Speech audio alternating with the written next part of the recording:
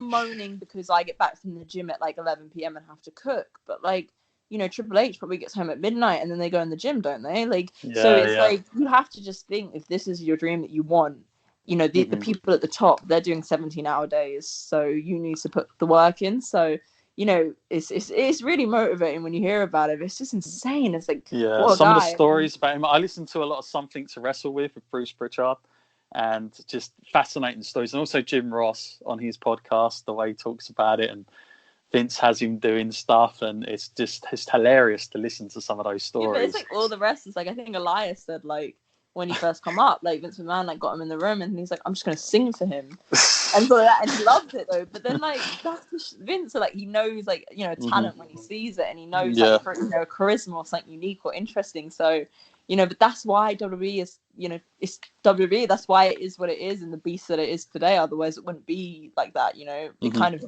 made wrestling as mainstream as it is, and because Vince McMahon, he just works that hard and he works for those hours, and that's why we're getting what we're getting. Triple H said it. He said like, I learned from him. So it's like, crazy. So we've got going back. We've got Seth Rollins up against Kevin Owens. I mean, it's going to be one of those matches that's going to be thrown out there, I'm sure, but I think it should be good. Like the problem is they have wrestled before, so I've seen this match. You'll remember, I think it's when Kevin Owens actually won the first Universal title. I think it's when Triple H backstabbed Seth. I remember that. So we have seen this, and I've seen it in different versions. So it's not fresh, but I think they'll do a good match. I'm not sure who to call. They work well together, though. Yeah, I have no idea who I'm calling in this one. This could be just a guess. I think Seth. Yeah, I'm going to go Seth just because I think he needs it more than Kevin at the moment. But the style really meshes well together. Style of wrestling that they do, so I think it'll be pretty good. Yeah. Then we got Edge against Randy Orton.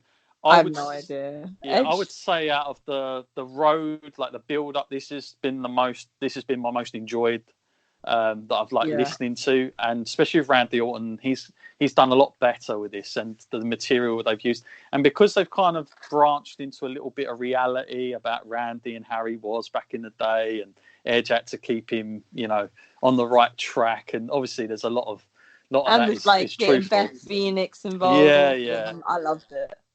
Yeah. Was you like proper popping when Edge came out at the Rumble? Was that like? I cried. So really, like I didn't go that far, but oh my god, like I remember like the whole day I was at work. I watched it on the Monday. So like the whole day at work, I had everything switched off and everything. So I saw nothing. I'd waited. Like I lived for the Rumble. Like, I love it, right? You've done well not to see anything.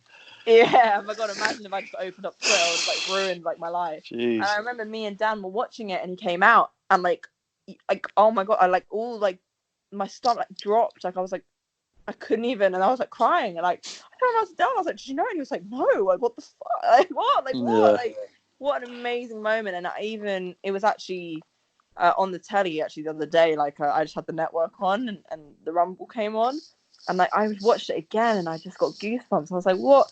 Like, because you see his face and like the look in his eyes, because I remember when he retired and like, he loves this so much, and the look in his eyes when he came back, you could see he was like holding back like all this emotion and these tears, and I just thought I was so happy for him. Like I'm so happy that he gets to do things on his terms now, and he gets to do what he loves again. And Daniel Bryan, like when he came back as well, because I don't know how much Total Divas or Bellas you watched, but in one of the seasons of Total Bellas, when Daniel Bryan had to retire, like you could see how difficult it was. And that poor man was so like, I mean, I can imagine, and like, and to see these people almost get that chance back and get their life back in a way, because it is like your life. Like, it was amazing. Like, it was great. I hope Edge wins because come back now. I'd say Edge is winning that one. I think so. Last man standing. But I do feel for them because it's one of those matches where I feel like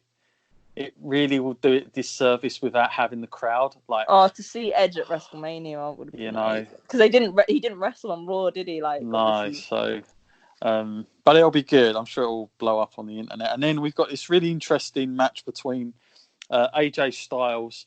Oh my god! Yes, I know. And Undertaker, who's basically playing anybody that remembers Mean Mark from WCW. That's the character that seems to be most. I know everybody's harping on about he's the American Badass again, but he actually looks like more like Mean Mark from WCW. At one time, I think it was him and Dan Spivey were a tag team, and that's who he reminds me of in this. But it's kind of cool because Undertaker, he's a bit like Madonna of wrestling. He kind of reinvents himself when he needs to. Yeah, he does. I just can't believe this guy's still going. If I'm honest, because I think it works better. Like in especially with the no fans thing, it works better that he's this guy. Yeah. And also, like, I like the approach that they've taken. I like that AJ Styles called out his wife. That was good. Because, you know, the dead man then came, you'd be like, what? Whereas, like, Taker coming back and, like, being this, like, person and then just, like, you know, going in, like, it's amazing. Like, I'm really enjoying it. And then, you know, I actually love Michelle McCool as well. So I just think I'm really excited for this match. Yeah. I think I like what they've done with it. I like the direction they've went with it. Actually, I think it's fresh and it's different. You know what's crazy is I remember when AJ Styles was in TNA and everyone would say AJ could never be a heel. He's not good on the mic like that, and he's taken to like this character like a duck out of water. I mean, he is so good. And also, like, remember when he had his storyline with John Cena as well? Like, you know, because I saw some things that you said about people saying like, oh, like, I don't think he'd do well as a heel because he's not all that on the mic. But actually, like, he is. He's just not a caricature. Like, he's just, you know, he almost seems real. Like, we know he's not this person in real life. We know he's not a horrible person, but he just comes across as this really horrible guy with his two friends who are like douchebags, and like they just stand there and like they just went in on John Cena. Like, kids would have hated him, and like, you know, like, I mean, I was like, because like I love John Cena, so, you know, it worked on me. And like, again, here, I mean, he's developed as well. Even like, he's like one of the best in the world, and even he's like gotten even better. But like, yeah, like, the way that they've told the story, like the dynamic, like I say, it works so well rather than just, you know, because like, for example, when Bray Wyatt wrestled the Undertaker, the dynamic with the dead man was what we wanted, whereas this is like, so it's different, but it works well with AJ Styles' character. Yeah, so I think it'll be good. Like it. Obviously, this is going to be kind of like one of those gimmick matches, but it should be good because this probably won't take place inside the ring. I think it's going to be like elsewhere, but I think it'll be cool. But then I don't know, because like you say, he's not doing the dead man gimmick, so will it? I don't know. Maybe, well, they keep harping on about, what is it called, the match that they're having, the bone. It's a graveyard. Have I made that up? No, it's not it's not like. At first, people thought it was going to be like a buried alive thing, but they've gone for something different, probably just because what's going on in the world. It's called like a bone something, but it reminds me that they might be doing something like with a load of cars around them, that type of thing, in like some deserted place. I mean, don't quote me on that, but that's what I got a feeling the layout's Boneyard. Yeah. Ooh, yeah. It's definitely got to be somewhere else, then, hasn't it? Yeah, but that could be good because that will give it a little bit more variety where it'll need to go. Like, there's a lot of matches. I'm quite surprised how many matches. As many as they can do elsewhere, they probably. But then I don't know, because they might not do anywhere else. Like I haven't seen spoilers, and I wouldn't count this as a spoiler. All I've read is that they were filming things in different locations. But like, how true is that, and how reliable is that source? So, like, they might actually just do it all on the PC, but if they are doing it in other places, I think as many things that make sense to be in other places should, just to mix it up. But like, for example, like, I'm not sure now what the situation is, because I know Dana Brooke's not well, but like the SmackDown Women's Championship match is like, what, like a 4-way or 5-way at this point? Like, that just has to be a normal like PC match, I guess, because if that was in a different location, it would just be like, what's going on? Yeah. And are you like, are you pro Bayley, or are you, where do you sit with her? Because obviously she's had like a dramatic change. She's gone. I never thought this person, like when I saw her in NXT, I said her and Finn Balor, they are going to sell through the roof when they get onto that main roster. How far I've been wrong.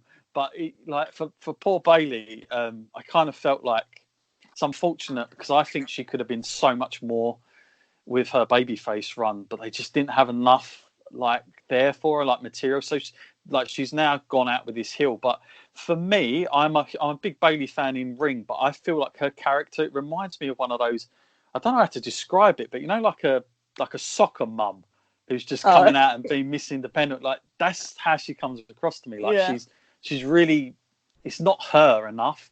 Like, she's saying all the right, she's hitting the right things to say, but it just doesn't feel as authentic coming from her at the moment, and it feels a little bit forced at this point. But maybe early days in her character, and we'll see a different side. But obviously, for me, like, Bailey's demographic was kids, like, so like, and like, obviously, I think families and like maybe guys like her, but like for girls, like, I mean, I always admired her in ring work, but her character just wasn't for me. Like, of course it wasn't made for me. Like, she came out with inflatable like people, and like like, she's not, maybe Sasha Banks is for me because she's cooler, and like they're different characters. Sasha Banks' demographic is probably more girls rather than kids. So like, I've always been a fan of Bayley's wrestling. I think she's great. Like, her match with Sasha at TakeOver is like one of the best, and I think she's great like that. And that, I enjoyed that match a lot, considering Bayley wasn't really made for my demographic. So theoretically, I shouldn't have been as behind Bayley as I was, but I was really rooting for her. So, like, I enjoyed her. And then with the heel thing, I think she's doing a good job. And I think when Sasha's come, it's gotten better for her because they work well together. And like, when they did the no fans, then there's no fans, and they came out together, I actually thought they were really funny. Like, they were annoying and like really in your face, like just annoying. Like, and I think that's the route that they need to go. And I think she's finding her feet, like you say. And I think just with time, because this woman was like the most wholesome person. Like, she's so wholesome, like, naturally. So I think it's just like that, finding that time to like turn into like being the complete opposite probably just takes time. And I think she's finding her feet now with it, and it's coming along more. And hopefully when she wrestles more like ultra babyface, because I think that you need that. And so I think she just really needs to wrestle like these real wholesome baby faces. But she had a great match with Carmella. So she is good in that role. It's just about her, I guess, just having these opportunities to face like ultra. I mean, who's as good a babyface as Bayley? That's the problem. That's what I mean. Who do you put against someone who is the most over babyface in the world? Like, it's hard to put a candidate to it, So that's the tricky one, I guess. And they've now the only other match we haven't spoken about is obviously the Fly Funhouse match, which is obviously John Cena and Bray Wyatt as the thing. That should be quite entertaining. Like you said earlier to me off camera, like, I think they've shot a lot of that differently, and they'll probably do something quite unique with it. But that's going to be on the Saturday night, so I would imagine that would definitely go that way. That would have been in the recording. But yeah, it should be interesting. I have got a sneaky suspicion Bray Wyatt will go over in this one, just to give him the win back. But I could be wrong, but I suspect Bray Wyatt will be winning this one. What about you? I honestly have no idea.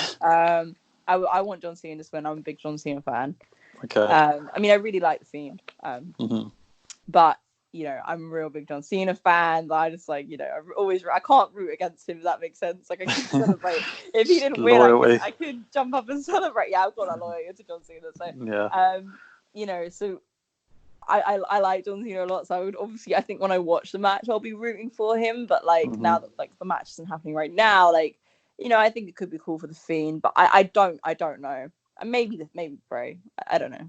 It's really hard to predict for me, but I like that. I like it when I still want to see the story of John Cena, like, trying to surpass Ric Flair's titles. Like, the amount he holds. I still want to see that. I thought it might be this year, but obviously we didn't. I didn't see Goldberg winning that title in Saudi Arabia. I've got to be honest with you, but that happened, and obviously that threw that one out. But I thought that was going to be sort of the way they'd go, but clearly not. I want to. But I do want to see that at some point. Didn't John Cena say he was like done now? Or I can't remember. He always says that though.